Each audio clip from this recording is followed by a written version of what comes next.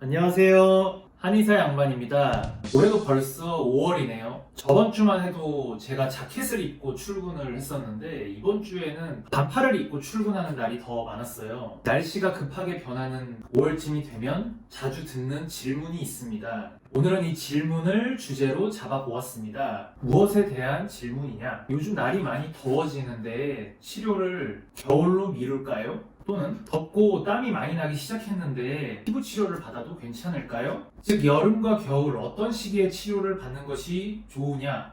여기에 대한 궁금증이죠. 결론은 여름이든 겨울이든 크게 상관은 없어요. 그렇지만 각각의 장점과 단점이 있겠죠? 여기에 대해서 살펴보겠습니다. 날씨가 더워지고 있는 상황이니까 여름에 치료받는 것에 대해서 이야기해 볼게요. 피부 재생을 위해서 필요한 몸의 작용은 혈액순환이 좋아야 되고 신진대사가 활발하면 당연히 더 좋고 그리고 세포 활성도가 좋으면 피부 재생이 잘 되게 됩니다. 이제 겨울이랑 비교를 해보면 여름이 이제 딱 이렇습니다. 몸에 열이 많이 나지만 혈액순환이 잘 되고 몸의 대사 활동도 훨씬 활발하잖아요. 그래서 제가 그냥 쉬운 비유로 환자분들께는 그 여름의 숲과 겨울의 숲을 비교해보라고 얘기하는데 막 이렇게 잎이 무성하게 자라나고 뭔가 이렇게 생장의 계절은 아무래도 겨울보다는 훨씬 여름이 더 생장의 기운이 많이 나잖아요. 그리고 또 이제 같이 일하는 선생님이 이제 이런 자료를 보여주셨는데 여름철에 피부 재생이 더 잘 된다라는 논문입니다. 단점은 자외선을 조심하셔야겠죠. 아무래도 훨씬 태양빛이 뜨거우니까 색소 침착의 가능성이 있으니까. 그래서 자외선을 조심하고 더 유의해야 하고요. 여름에는 몸에서 노폐물 분비가 훨씬 더 활발하게 일어나니까 피부에서 염증성 반응이 나타날 확률이 더 높아집니다. 다행히도 그 새살침 치료와 관련해서는 침은 피부 속을 찌르기 때문에 피부 겉에 크게 이제 상처가 나는 건 없으니까 노폐물로 인한 그런 염증은 별로 걱정하지 않으셔도 되겠습니다. 쉽게 말하면 여름철에는 이제 관리하기가 귀찮다, 조금 더 신경을 많이 써야 된다라고 보시면 되겠습니다. 비슷한 유형의 질문인데 그 날이 좋아져서 요즘에 이제 운동을 하려고 한다. 치료받고 운동하는 것도 괜찮냐? 이제 이것도 많이 듣는 질문입니다. 운동과 거기에 이제 술까지 더해서 묶어서 한번 설명해 보도록 하겠습니다.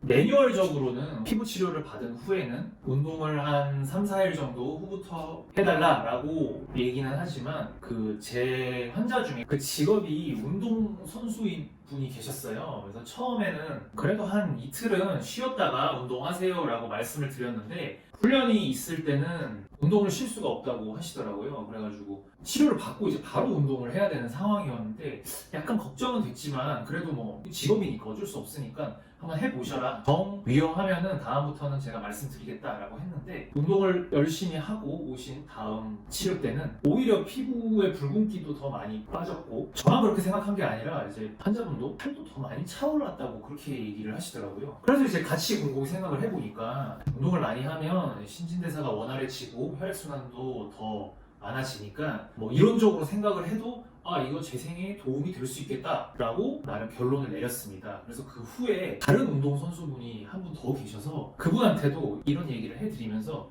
그냥 운동 편하게 하셔라 라고 말씀을 드렸는데 그분도 치료가 되게 생각보다 빨리빨리 잘 됐었어요. 의사 선생님들마다 의견이 조금은 다를 수 있지만 개인적인 저의 생각으로는 운동은 피부 재생에 도움이 된다고 봐서 운동을 하고자 하시는 분들은 얼마든지 하셔도 된다고 요즘 얘기하고 있습니다. 딱 한 가지 이제 예외가 있는데 수영은 수영장 물이 이제 아주 깨끗한 물은 아니니까 피부 치료를 하고 바로 수영장 물이 닿으면은 좋지 않으니까 한 4, 5일 정도 후부터 하셔라 이제 이렇게 얘기를 드리고 있습니다.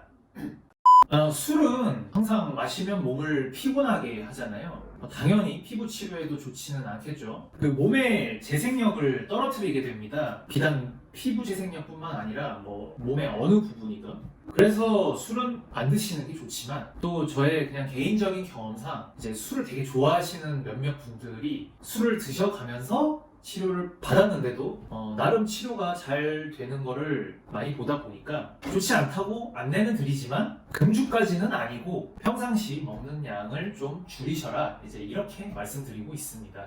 그래서 오늘은 여름철에 피부 치료를 받아도 되냐 또는 치료를 받고 운동을 해도 되냐 시기적으로 딱 맞는 질문이기 때문에 급하게 이 주제로 영상을 찍어 보았습니다. 자, 그럼 오늘의 내용을 간단하게 요약하면서 영상을 마치도록 하겠습니다.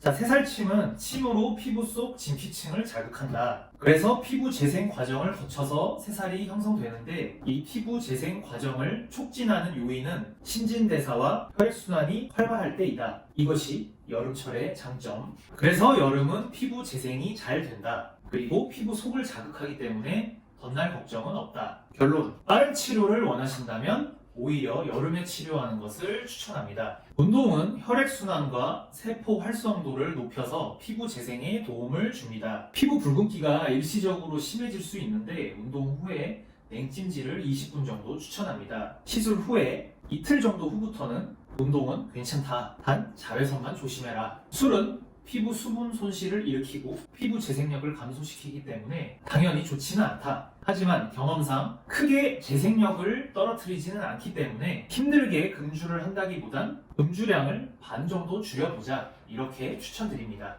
오늘 영상이 여름철 피부 치료를 고민하시는 분들께 도움이 됐길 바라면서 영상을 마치겠습니다. 그리고 구독과 좋아요, 알람 설정까지 부탁드릴게요.